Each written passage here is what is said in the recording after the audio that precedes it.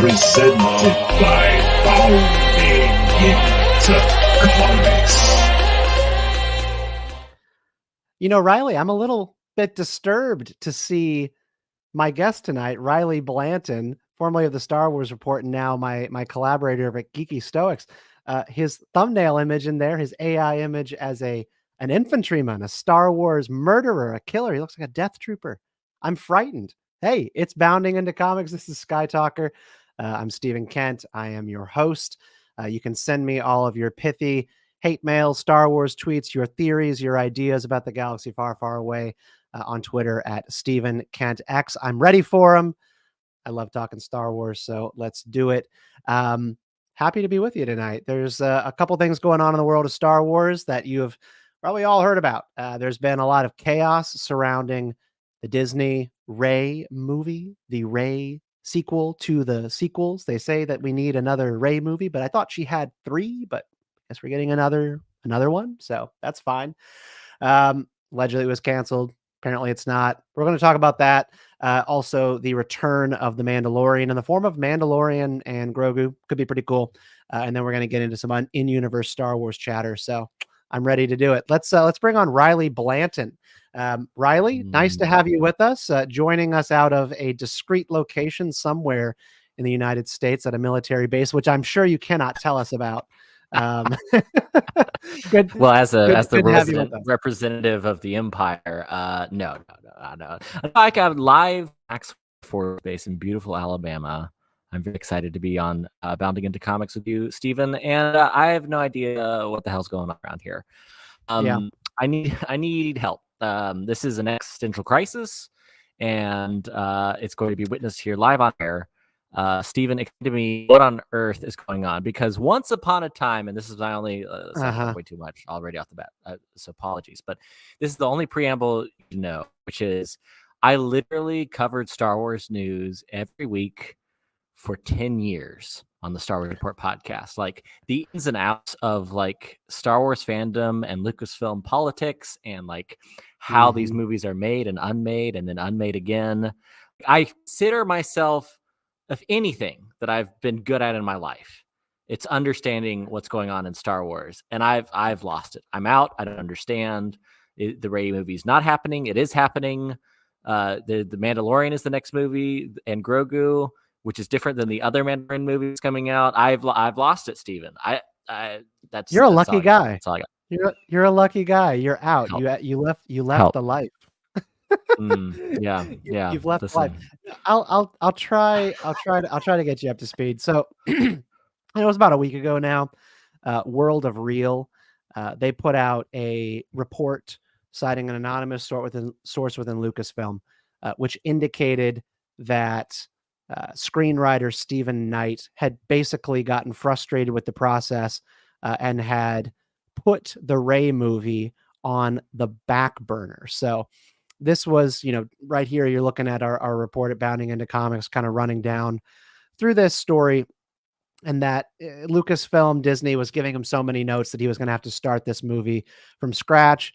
And what I found puzzling right out of the gate about this was that, this going to put a Star Wars project on the back burner. I thought, like, if you were hired to do a Star Wars screenplay, you don't really get to go, I'm bored.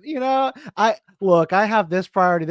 You're going to have to wait your release schedule. But that's like, isn't that what Taika Waititi's been saying, like, publicly about his Star Wars movies? Like, yeah, whenever I'll get to it. That's another instance of the same phenomenon.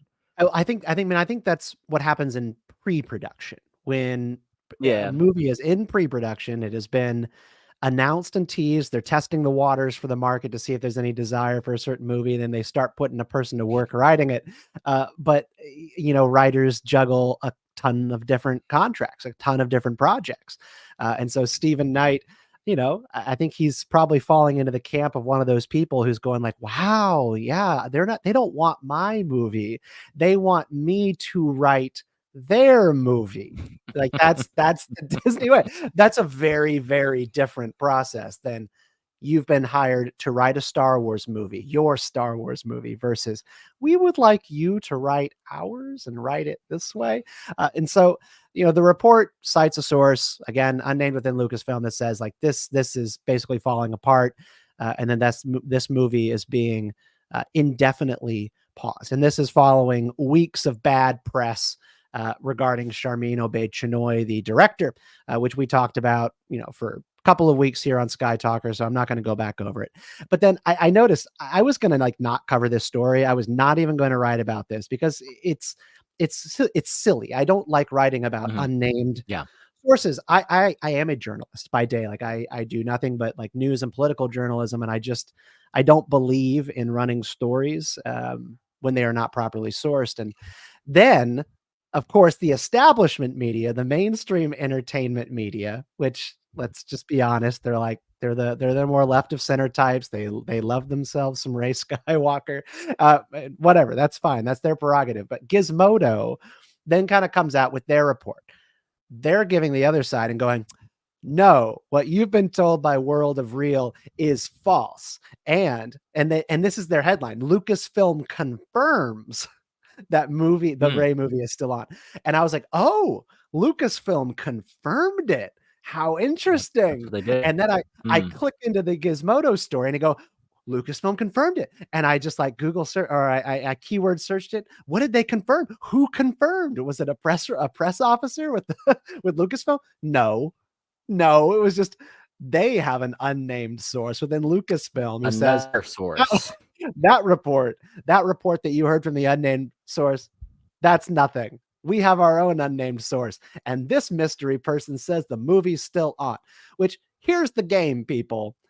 The entertainment press tries to kind of like, it's like the tail wagging the dog, right? Like if we kind of produce enough momentum, energy, in one direction, studios will kind of follow. And there are a bunch of different factions in entertainment media, right? And that's the game. That's the ball game, and we all live in it. We enjoy it. We have a good time. But it's there's something about this that just made my head want to explode, because the quote unquote credible entertainment journalists writing about Star Wars, quote unquote credible, they also just made up their own thing to counter the other thing.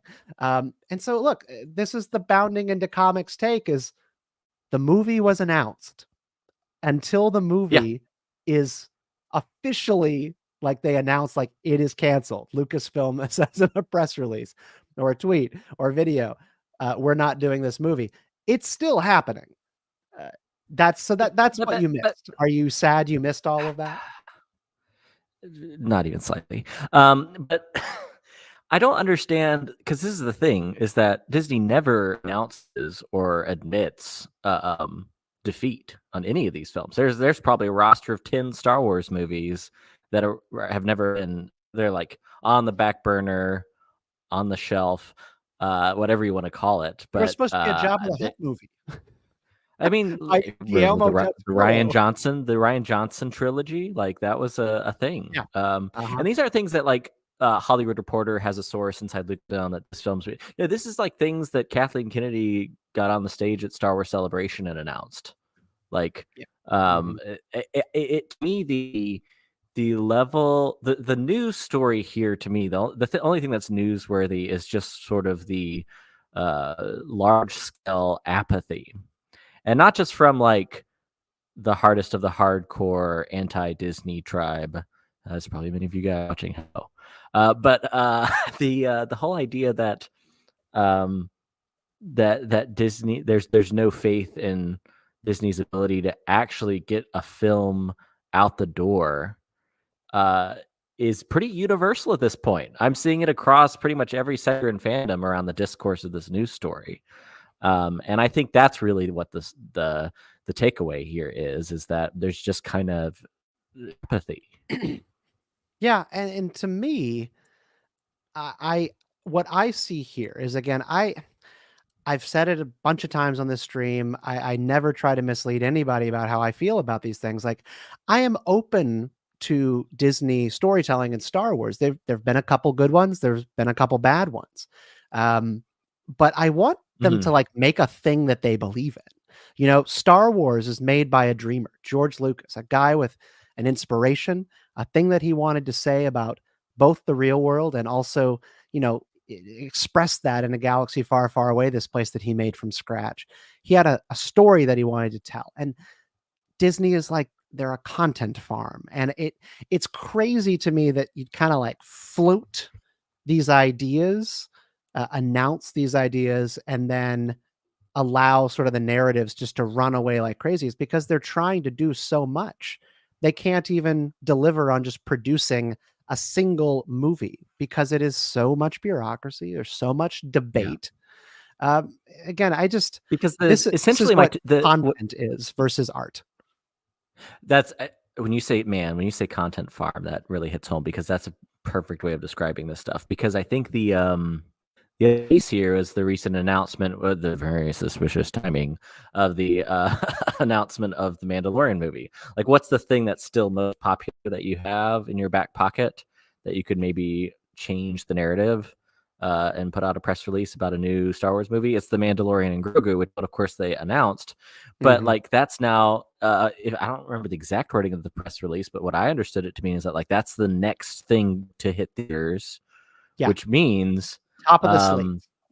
Yeah, if it's now top of the slate, it wasn't even amongst the batch that was announced at Star Wars Celebration last year, almost a year ago, which tells me that they've shuffled, at the very least, shuffled the slate and played the Rey movie. But that's the thing, you don't really have to admit or talk about that because there was never a date associated with the Rey movie anyway. So kind of win the narrative there. This is all right. So I'm of two minds about this kind of stuff, because again, I have kind of come to this new era of Star Wars as I love Star Wars, so I want more of it.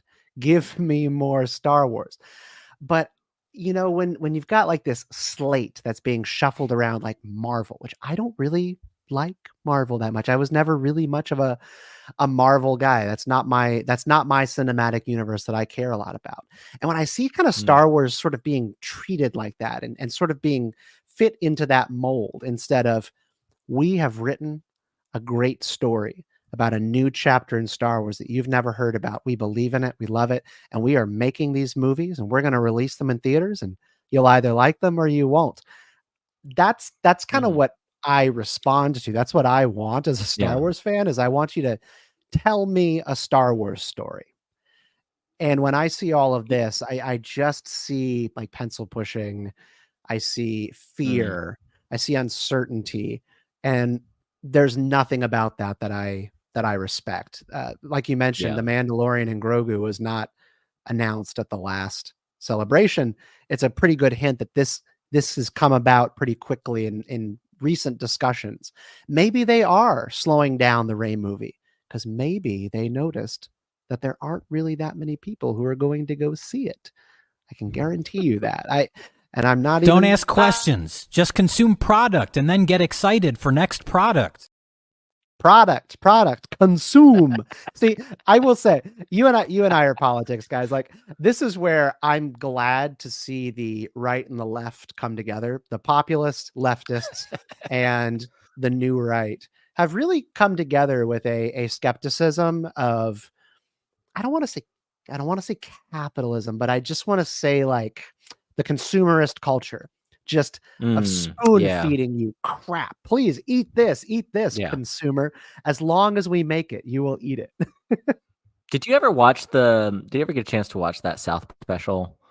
It's so good. It's so good because it perfectly lampoons this exact cultural norm. And the fact that South Park is doing it in the first place tells you, I think, how much that has penetrated the culture. And to your point, I think it's one of the few apolitical things left in current sentiment around pop culture. But I think that's because like this is almost sort of like, we can zoom out. Like you and I are big like into philosophy and stoicism and stuff like that. I think there's a I've never heard of it.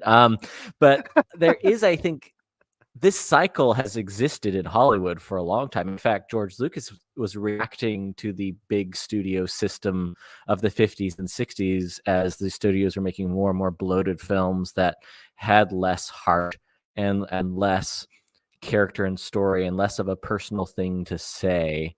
And that's why the entire generation of filmmakers that came up around the time of Lucas, whether it's Spielberg or I don't know, you can name any of the George Lucas Spielberg era of 70s, 80s film revolutionaries, which is what they were, the ones who dared to move out of Los Angeles and set up their own hippie wonderland filmmaking in San Francisco. Like, this was a new thing. And yet I think there's this sort of corporatist cycle that is just a natural part of the way the entertainment industry runs. So in a lot of ways, I kind of think the I don't know, like the Kathleen Kennedys of the world are reflections of the Jack Warners of old. No, I mean, I think that there is something to that. And I just, as somebody who I've been on a journey as a Star Wars fan with, you know, trying to understand and appreciate George Lucas's points of view on the movie making business and on American society. Granted, like George Lucas, 1970s, 1980s liberal. That's who that guy is. You know, he's sort of an old school, old guard Democrat, skeptical of capitalism and money and politics and all that stuff. And he makes the Star Wars prequel trilogy, and it's written all over those movies. I mean, that's why the Trade Federation and the banking clan have seats in the Galactic Senate, and money is baked into and represented, actually has representation in the Star Wars Senate. I mean, that is George Lucas putting forward his viewpoints there, and that's fine. And I resented that when I was a young man, because I was kind of like a lot more staunchly Republican, and so I was like, oh, how dare you, say anything about Citizens United that my party says that I have to have the opposite viewpoint on. But like now, like George Lucas isn't involved in Star Wars, and you sort of see a corporation with its tentacles around his story, and you go like, oh man, like that's the thing that I don't get, because I resented George Lucas's politics in the prequel era. But now the people, it's the same fans who will tell you Star Wars is political because wars is in the name, right? You dummy. Those same fans who are always trying to club you over the head with the politics of Star Wars are also the people who will fall over themselves to apologize for Disney. And it's just weird. It's weird, right? Because that is the mega corporation. That is the corporation that pushes capitalism, consumerism, and complacency. But they're making Star Wars, so therefore it must be good. Well, maybe not. This is tough. I mean, you have to like really think about your principles just a little bit. Am I off base here? You do, and I think I think that's why there's this the natural backlash that we're seeing in fan media is often, I think, not very nuanced, but I think it has its own important role. I know all the discord around the last week or two has been Star Wars theory, and whenever I see, which I guess for background, if you're watching and aren't too familiar, Star Wars theory, of course, the most popular Star Wars YouTuber, has been around for a hot minute, but definitely much more anti-Disney in his mindset and his content and his very, very strong opinions, which is okay. But I think when you see some of the backlash against his commentary and his rhetoric, that I think I don't know. There's something about the extreme rhetoric surrounding the Star Wars community right now that almost seems like it's this purifying moment, because hopefully, this is my theory, Stephen, is that the fire kind of scorches the earth with the current state of Star Wars. And I would be kind of thrilled about that. Whether it's it's the Star Wars hasn't released a single good piece of content since the Disney takeover, which is not true. Like I think there's really talented creatives who've made some Ahsoka. great stories. Which, Ahsoka. you know, I mean, you're an Ahsoka guy than I am. I look at, like, when I go my short list, it's actually more in some of the video games like Fallen Order, Yeah. and things like Andor. Those are the things that have really resonated. And I think it's just some brilliant storytellers and storytelling. But at the same time, I think the reset button needs to be hit. And I think Star Wars just being really unpopular for a little while, like it was after the prequels, that's actually probably a good thing, because it just gives us some time to like let the forest burn so we can plant something new. I don't know. Well, speaking of letting the forest burn and planting something new, so you mentioned Star Wars Theory. He's up on the screen right now. You know, controversial figure in Star Wars fandom because he's on the top. Like he's the number one Star Wars commentator. But here's the thing, and this is the thing about Star Wars Theory, because we did a whole segment on him last week, I believe. I know, I listened. It was really good. Yeah, last week. Yeah, because we were talking about kind of some of his recent controversies, which again, like, controversy is the lifeblood of a guy who does what he does. He makes stuff, he makes content, he comments on Star Wars all day, just putting out videos. And then the bottom feeders, the people with 5 subscribers and 10 followers on different platforms, they all make their content hating on him.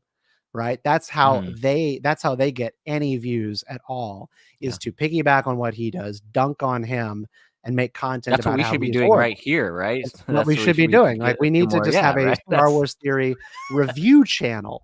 That would be the way. But you know, I mean that when I say, like, it's kind of like bottom feeders in a lot of ways. But Star Wars Theory does something that I just continue to respect. He not only puts himself out there and talks about, like, political issues and the discourse. He does, you know, reviews on the content. He also puts his foot down on, like, liking things like Ahsoka. He's been pretty clear, like, the Ahsoka show is, you know, he's like good peak Dave Filoni kind of content. And he's had a couple criticisms, but by and large been favorable. Calls balls and strikes. And then he makes stuff. You know, a lot of Star Wars content creators and commentators don't make stuff, they just talk about it. And I saw this. He's hired Nick Gillard. So for anyone who's, like, didn't grow up on the prequel era behind the scenes documentaries from the DVDs for episode 3, Nick Gillard is the stunt and saber choreographer for the prequels. And Star Wars Theory is bringing him in for Vader episode 2 and 3. Again, I'm not big on fan films. I don't watch fan films, but I really, really respect the making of fan films. Like, that is a huge part of Star Wars fandom, is creating stuff, making long your history own little too, Star Wars. Yeah, it's like, it's what kept the flame alive for so many years. I say I don't like fan films, but I actually made one in high school. You're just not allowed to see it. We need an exclusive here on the Bounding into Comics channel. Did you ever make one? Oh, of course I did. Of course I did. Me and my friends were up. Yeah, I don't even know if it exists, but it was like the cheap solid plastic lightsabers, because you couldn't afford battery powered light up ones. And also you could beat them up a lot more. So that was how we would, like, well, we had those, but we also purchased special effects software and did our lightsabers in effects. Yeah. Nice. It was pretty cool. But, like, to your point, Stephen, though, like, what I remember doing with some of my best friends growing up was, like, literally freeze framing and, like, mimicking and memorizing the choreography, which is what it is, of the actual lightsaber duels that Nick Gillard designed. And so, like, when I watch Duel of the Fates at the end of the Phantom Menace, there are certain scenes that I specifically remember as a kid, like, watching it frame by frame so that I could pick up exactly what each move was so that we could replicate it. So did we. That was my experience. Nick Gillard, love.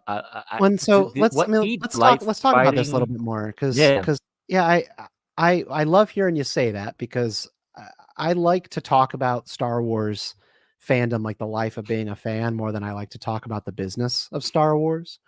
Sure. And you and I share that very much. My high school experience, the best years of my life as a Star Wars fan were 2003 to 2008, really, just like those 5 years. So Revenge of the Sith comes out in 2005, and then you're kind of living in the desert with just animated series after that. But me and my best friends poured all of our free time after school into re-choreographing Nick Gallard's fight moves from the prequels, and then watching the behind the scenes frame by frame to learn those fights, to learn every move of Palpatine versus Mace Windu and the spin breaking the glass.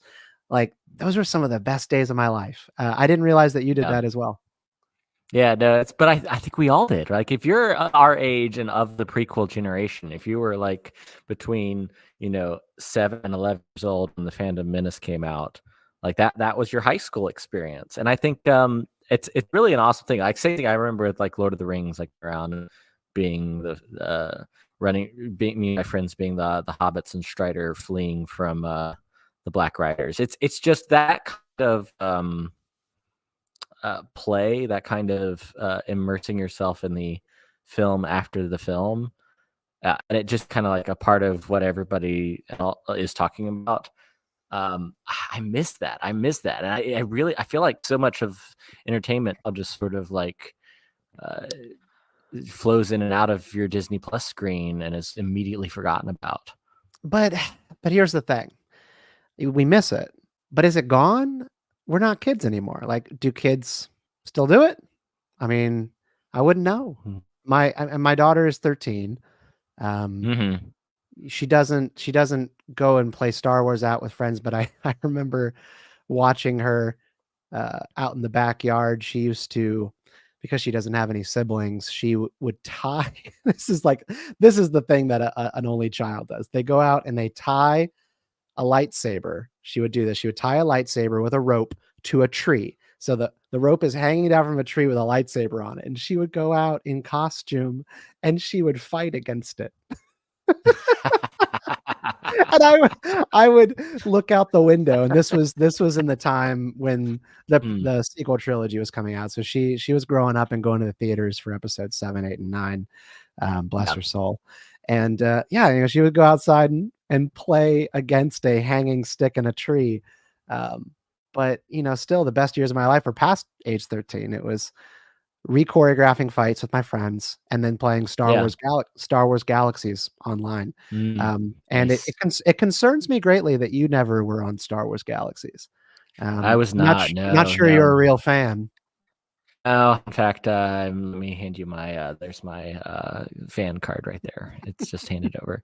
I handed it over a long time ago. But no, I think maybe we shouldn't be too rose tinted in our glasses. I think that there's still that element in that generation of Star Wars fans that grew up with, for example, The Force Awakens when it came out, and I think that wasn't online, and maybe the rest of the sequel trilogy dipped in box office and became a little bit less culturally relevant as we go. But I think we easily forget about the cultural significance, the moment that was The Force Awakens, and how much of an impact that had. It was beautiful. That was a great December. December 2015 was a great time in my life, and I loved how everyone was on Team Star Wars for like that opening weekend and the opening week. So that was a great feeling. For a minute, yeah. And I think. But I think that can be I really like when you ask about should they or should they not do a Rey movie. If they had one that was like planned out and had good writers, I think regardless of the disjointedness of the sequel trilogy, particularly with the handling of the original trilogy characters, a Rey film could transcend that and even have opportunities to sort of pay homage to the original trilogy in a new way. That captured the popularity of the character of Rey from that Force Awakens era, before the dark times. Yeah, and it's funny because I try not to memory hole the Force Awakens because again, things went downhill. Things went downhill from The Last Jedi to, you know, the Solo, and kind of like the flooding of the market with Star Wars content. And by time you get to the conclusion, the Rise of Skywalker, I swear, like, again, because I am a parent, I have a child, big Star Wars fan. Her friends all know and enjoy Star Wars. They talk about it. There was a moment, and it was 2015 to 2016, where they were all talking about this and loving it, and people were dressing up as Rey for Halloween, Yep. right? Mm-hmm.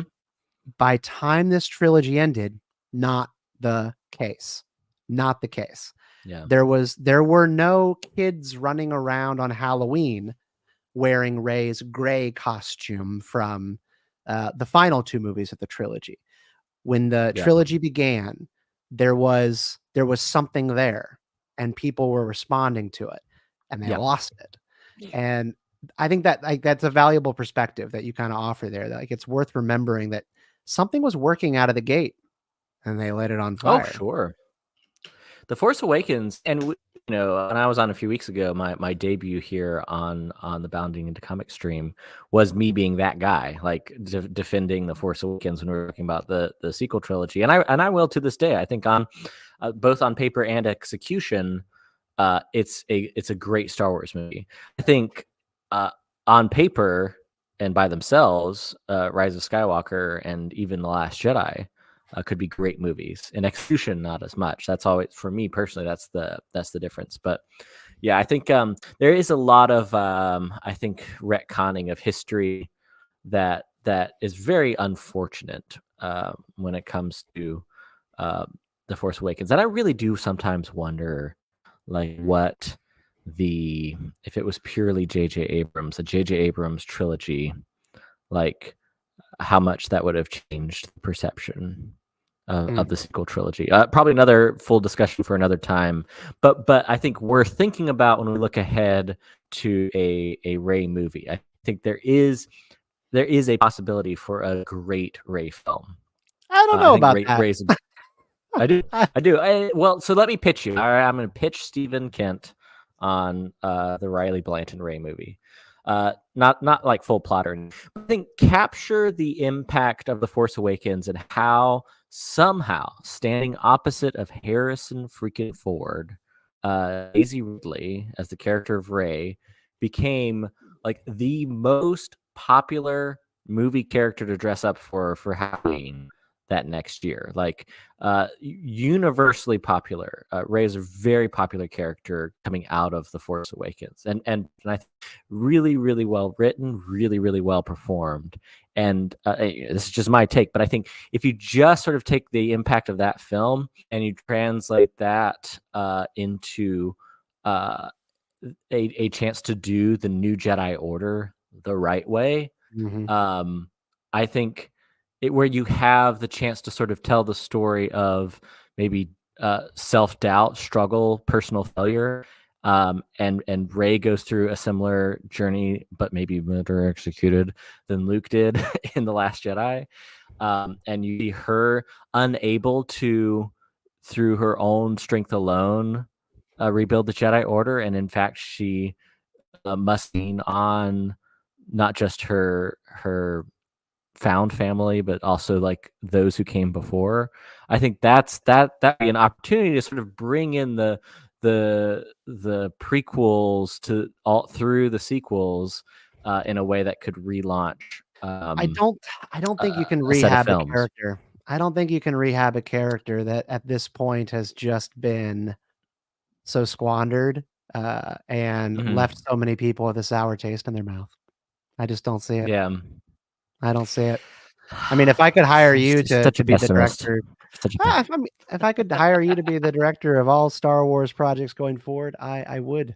RIley Blanton, no doubt. Terrible idea. Terrible. Don't do it. In fact, no. And I say all that to say, if you were like, if we were waving our wand and saying what kind of Star Wars films should they make, I felt this a long time. It's time to dig into put what they've been doing successfully on Disney Plus and translate that onto the big screen. I think The Mandalorian and Grogu is just the smart decision and has been the whole time. And I'm kind of shocked that wasn't the movie that they didn't announce at Celebration. But yeah, I mean, yeah. The Mandalorian and Grogu, it captures, again, this is just kind of regurgitating basic film criticism, but it captures sort of an Old West vibe in Star Wars. You just imagine Clint Eastwood sort of grabbing some kid and making sure that he's safe out there in the desert, making sure that he doesn't get picked up by bandits and all that kind of stuff. And it's a story about a protector and innocence. And, the Mandalorian is just a strong, and courageous man. That's why it was successful. I mean, people enjoyed watching that for all of those sort of basic fundamentals that went into The Mandalorian and Grogu. But at a certain point, we're at season 3 of The Mandalorian story. They kind of keep bringing in Grogu and deploying him however they want to try to make, everything a little bit cuter. You just kind of wonder like how much more they can do that. I don't know what story they're going to tell in The Mando and Grogu, but I don't know. We talked about this last week. Like, where are they telling this story exactly, and is it going to intersect with the Ahsoka story? I theorized that Thrawn might end up in this. I think that you have a bunch of different stories coming together. Yeah, the whole idea was that Dave Filoni's film would be Heir to the Empire, and like if they don't call it Heir to the Empire, they're crazy. But the whole my theory is that I think maybe they want to, and maybe this isn't a bad idea. I don't know. I'd be curious what you think, Stephen. Remove some of the stakes from the Mandalorian and Grogu, and literally kind of essentially retread a lot of the territory from season 1 that made season 1 so popular, and just try to introduce the characters to audiences on the big screen. And it's just sort of like an adventure of the week kind of serial that has a lot of sort of Star Wars feel good, Star Wars macaroni and cheese. I think that's going to be The Mandalorian and Grogu, and that might be the smart play. I don't know. What do you think? Well, I think it's the only play, Riley. I think it's the only play. I mean, you have to tell a wholesome, serialized type comic book, Star Wars story, until you actually have an inspired trilogy that you wanna tell. I think that the best place for Star Wars to go next is into the Old Republic era in some way, shape, or form. There's got to be ways to do it that aren't cheesy. But how do you feel about Acolyte? Yeah, so I've seen a couple of the behind the scenes stuff regarding the Acolyte, production controversies and comments from the director and all that kind of stuff. But taking all that aside, the Acolyte is a very enticing premise. I'm excited about the idea, and I always keep my powder dry until I have seen something before I lay into it or try to, say that it's bad intentioned or something like that. I love the idea of going back to that turning point between sort of this High Republic era that they're building out, which again, props for like building a new era of the timeline. Like, original storytelling is good. Yeah. Original storytelling is always superior to trying to drag out the corpse of stuff that has already been done, which is what Star Wars has been doing thus far. So if you go into sort of the edge of Disney's High Republic era that they've developed, and then tell this Acolyte story of a dark side apprentice of some kind. Again, we have no idea what's going on in this show, but it seems to me, and I've been told by a couple of fans that there's no way this could happen based on anonymous sources or whatever, but it seems to me that we're in the time period that a Darth Plagueis would be alive. Thereabouts, close to it, because I know definitely that it's set closer to the Phantom Menace in the timeline in terms of the High Republic, so that would make sense. But I think that begs the question, Stephen, is, did you ever hear the tragedy Darth Plagueis the Wise. Okay, all right, I'm done. All right, I'm done. Who would tell me this story? Is it you? The Jedi have never told it to me. Yeah, I want to see something happen in the Old Republic era. You know, another guy 5 in the comments there saying Bastila's story would be good for a trilogy. Yeah, absolutely. Bastila's story would be good for a trilogy. I honestly, my gut reaction to that, though, honestly, another guy 5 is the reason that you can't do Bastila now is because they did Rey, and it's honestly it comes down to white girl with brown hair and a ponytail and a yellow lightsaber. Yeah, the buns. They already like stole all kind of the fundamentals from Bastila, the way she looks, the way she feels, even down to the yellow lightsaber at the end of episode 9, where you now kind of can't do that unless you remodel that character. But the Old Republic story, here is why I will always be excited at the idea of an Old Republic movie, but I will always be worried at the same time. Because the Old Republic video game, Knights of the Old Republic, was different for every one of us who played it.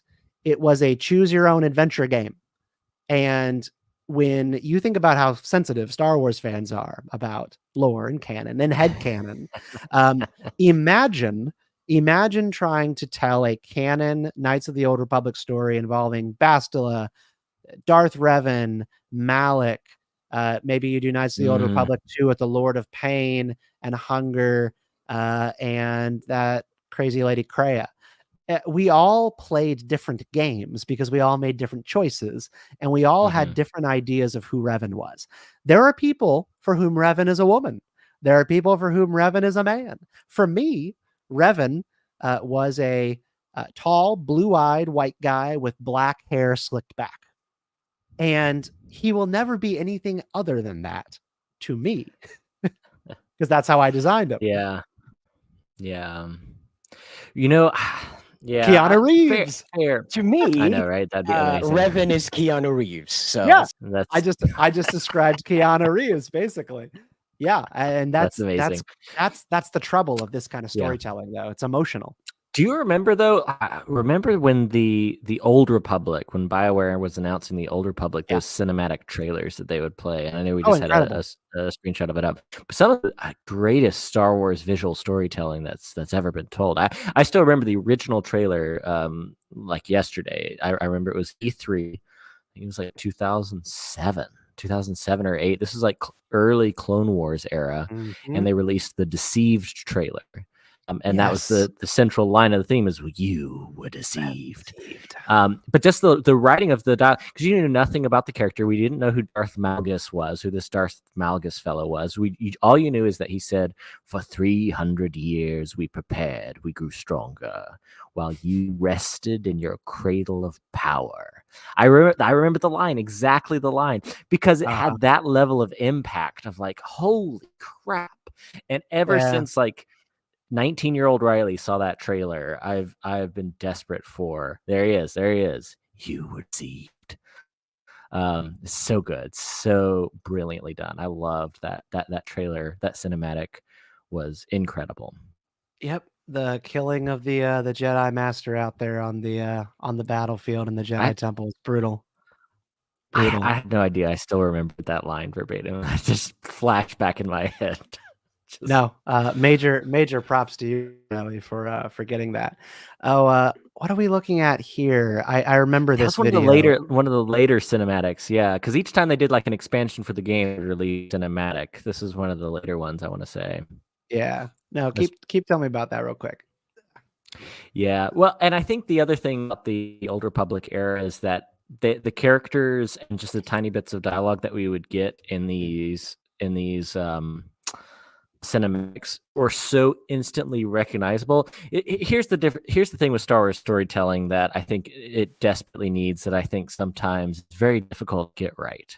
And that is when you're talking about building a new Star Wars character like Darth Malgus here, for example, as a new villain, just have a precious few minutes of screen time with him in this initial cinematic, but he's sort of instantly recognizable, and you instantly get the hatred for the Jedi and how personal it is.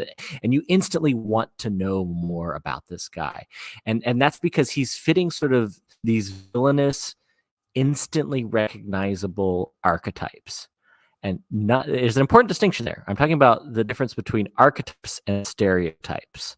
So archetypes is a narrative that fits within not just the Star Wars universe, the Star Wars historic rules of storytelling from this universe that we all know so well, but I think with storytelling in general, that there's these certain types of characters that we can instantly connect to, whether they be villains or heroes, that I think there's that shortcut in storytelling that I think is really important.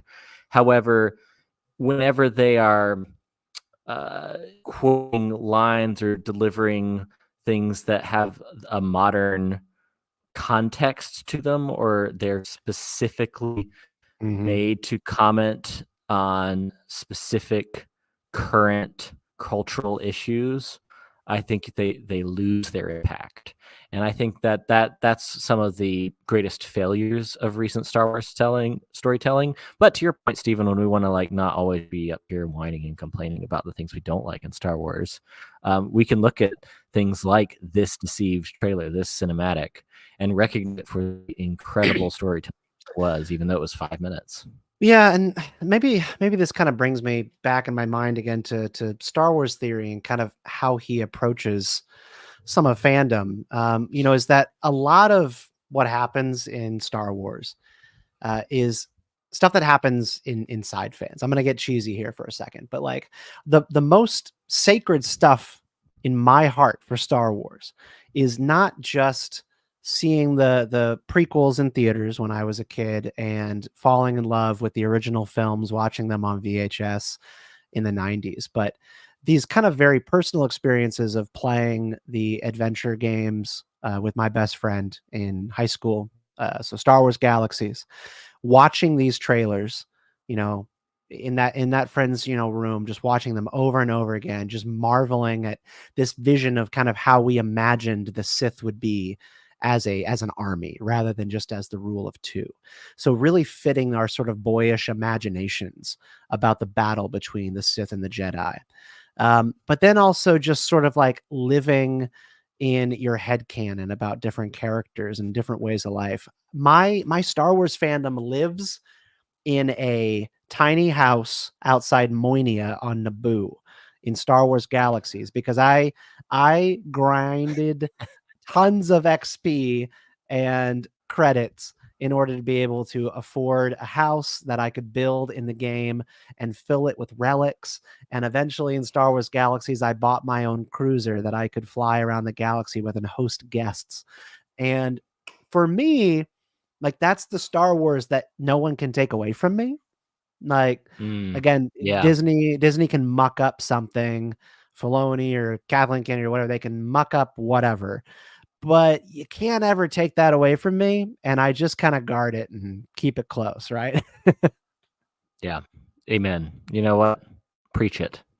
I would say something like poignant or pithy or something in response, but I don't think I could do a better job of communicating why Star Wars is worth holding on to, and like why Star Wars should be a story, regardless of which parts of the saga define your fandom.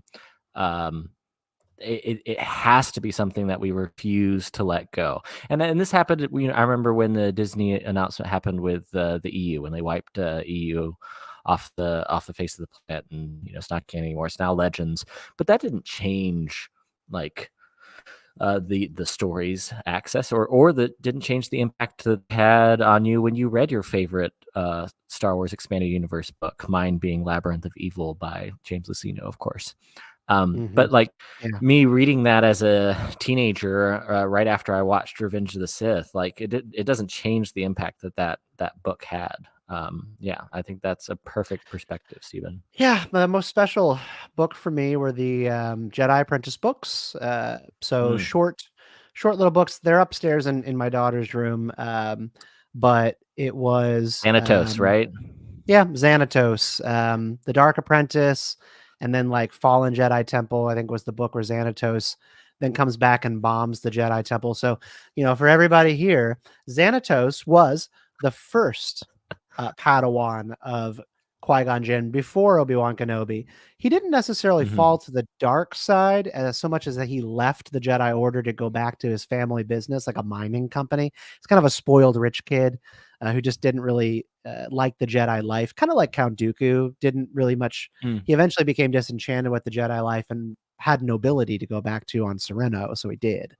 Xanatos is kind of the same way, but of course he was evil, right? So he resented his training under Qui-Gon, and then he eventually comes back and tries to kill him and to kill Obi-Wan Kenobi. And those books, to me, I read them over and over and over again, and it doesn't really matter to me like what kind of sticker like Disney puts on them. It can be Legends, it can be EU. It's to me, it's still what happened. it's still what happened. It was real for me. It was real. Xanatos was real, and everything else. Yeah. It's so funny. I really latched onto that character for some reason. I read all of those books, but I just like it was the trilogy of books that had to do with Xanatos, all the way up to Xanatos killing himself just so Qui-Gon would feel guilty about it. Which, by the way, these were junior novels. By the way, we should specify.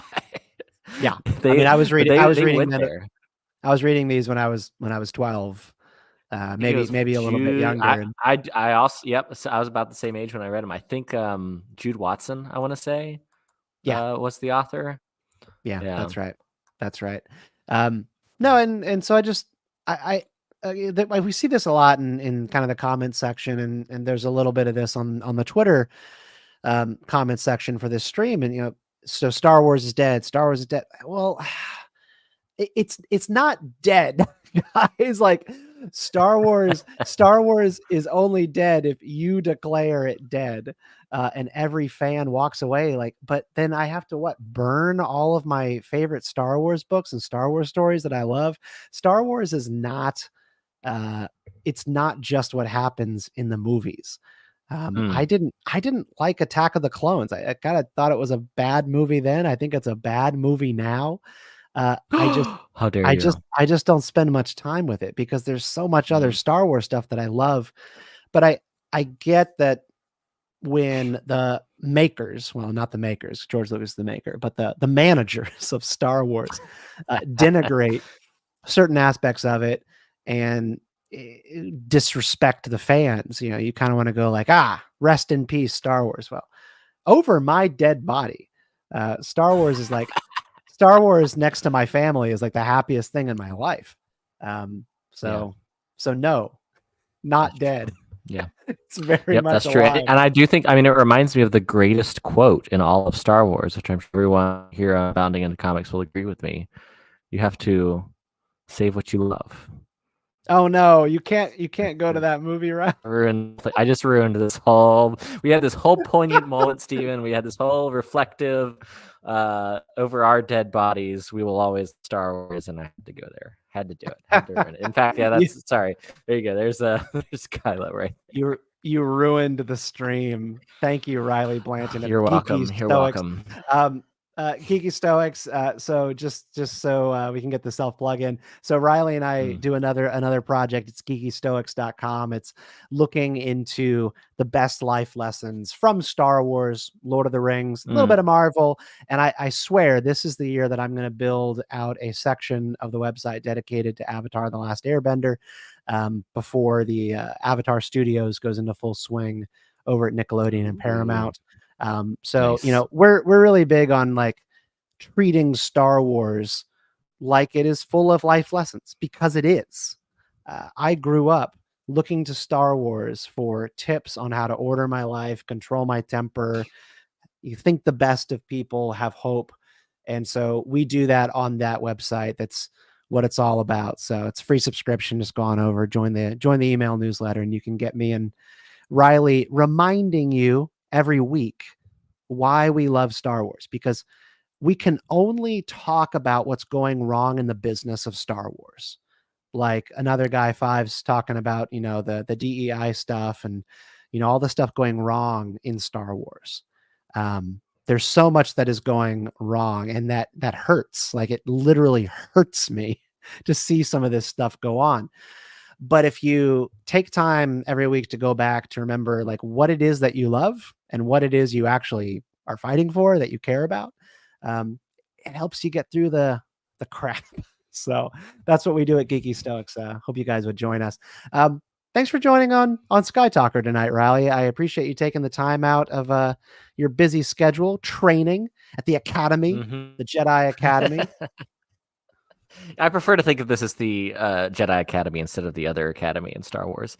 Even though that joke has been made many a time. Yes, I'm in the military.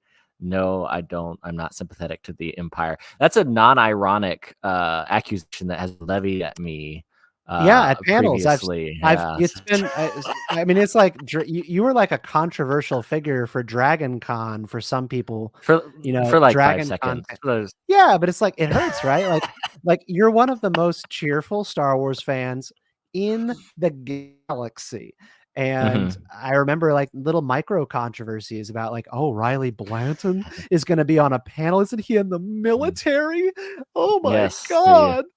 American imperialist thug. That's me. George Lucas would roll over in his grave.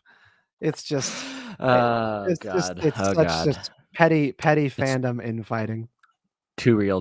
But hey, I'm back. I am back talking about Star Wars behind a microphone, and I blame you, Steven. This is all your fault, and I appreciate the invite as always. Just kind of riff on Star Wars for a bit. Yeah, you were advancing professionally and moving on with your life and your career and having a lot of progress, and I'm kind of dragging you backward a little. Just when I think I'm out, he pulls me back in. No, that's very true. Thank you so much for watching Skytalker on Bounding Into Comics. I'm Stephen Kent. You can throw your hate mail over to me at Stephen Kent X, or we can be best friends, Jedi companions forever. You can find a lot of my writing and RIley's writing over at geekystoics.com. We've also got a YouTube channel dedicated to that Geeky Stoics, easy to find. And until then, till next week, Thursday, 9:30 p.m. Eastern, may the Force be with you.